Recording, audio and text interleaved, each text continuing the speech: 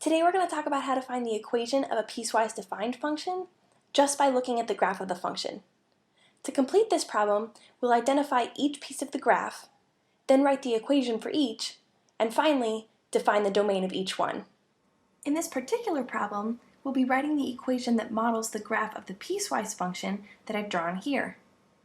Since we know we're dealing with a piecewise function, the first thing we should be looking to do is break our graph into different sections.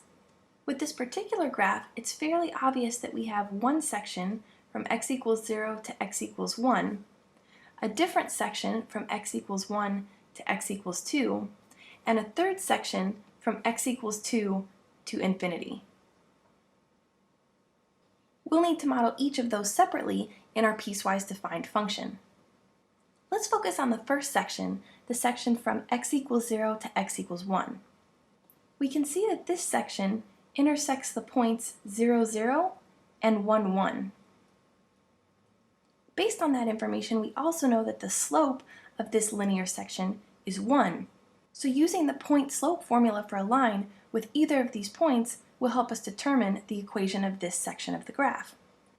If we use the point 0, 0 in our point slope form, we can say that y minus 0 is equal to 1, the slope, times x minus 0, 1 being the slope and 0, 0 representing the point 0, 0.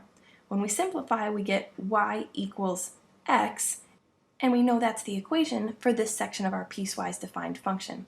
We'll go ahead and call it f of x equals x. For the second section, we can do the same thing. We know it intersects the point 1, 1 and 2, 0. We also know based on these 2 points that the slope of this particular section of our piecewise defined function is -1 because we have a linear function running through the points 1, 1 and 2, 0, and the slope of that line is -1.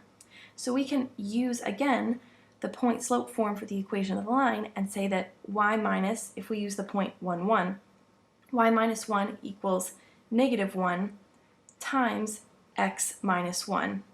We can simplify that and see that we get y minus 1 equals -x plus 1. When we add 1 to both sides, we see that we get y equals -x plus 2, or f of x equals 2 minus x. Now all we need is the equation for our third section, and that's actually the easiest part because we can see that it's just the horizontal line y equals 0, so we can say that that function is y equals 0, or f of x equals 0.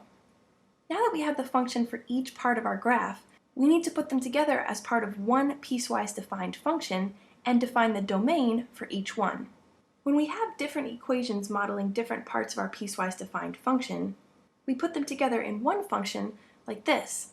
We say that f of x, which will be our piecewise defined function, is equal to, we draw a big open bracket like this, and then use the information that we got from each of our functions here, x, 2 minus x, and 0, and we go ahead and write those out inside of our bracket. So we'll say x, 2 minus x, and 0, and now all we need to do is define the domain of each one of these. So we'll say that our function, our piecewise defined function, is equal to x if, and then provide the domain. Same thing here, it's equal to 2 minus x if, and then define the domain, equal to 0 if x is some domain. So in the case of f of x equals x, we can see that the function is defined all the way from x equals 0 to x equals 1. So we can say that f of x is equal to x if x is greater than or equal to 0 and less than or equal to 1. Our piecewise defined function is equal to 2 minus x if x is between 1 and 2. However, something we need to be careful of here, we can say 1, 2, and x here. Something we need to be careful of is that, remember we're trying to define a function, and functions can only have one output value for every input value, which means that for 2 minus x, we can't put x greater than or equal to 1 because we already put x greater than or equal to 1 here. And if we set x greater than or equal to 1 for 2 minus x, then we can run the risk of defining two separate output values for a single input value. So we'll just put x greater than 1, but less than or equal to 2. Same thing here when it comes to f of x equals 0. We can't say that x is greater than or equal to 2 because we've already said that it's equal to 2 here, so we just have to say x greater than 2, f of x equals 0. And that's how we define the domain for each section of our piecewise defined function.